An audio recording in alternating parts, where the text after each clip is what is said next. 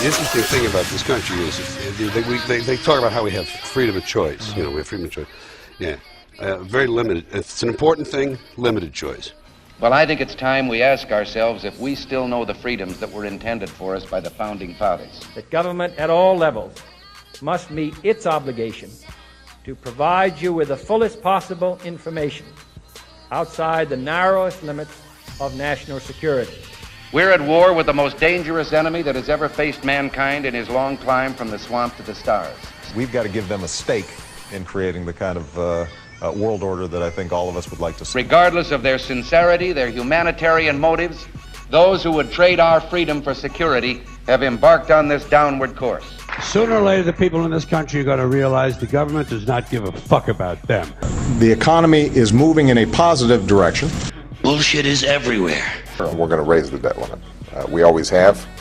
We will do it again. Yeah, it's all bullshit, folks. Whether we abandon the American Revolution and confess that a little intellectual elite in a far distant capital can plan our lives for us better than we can plan them ourselves. My individual salvation depends on our collective salvation. It's all bullshit. That's what you have to remember as you go through life in this country. It's all bullshit.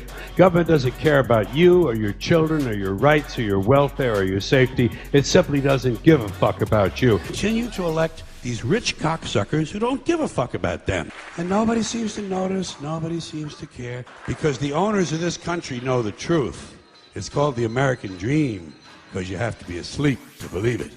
That all of us will be in danger for the rest of our lives. This is not going to end in the short run.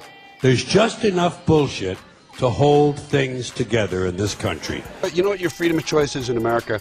Paper or plastic. Yeah. Bullshit is the glue that binds us as a nation. Clarify, you wouldn't change the Patriot Act?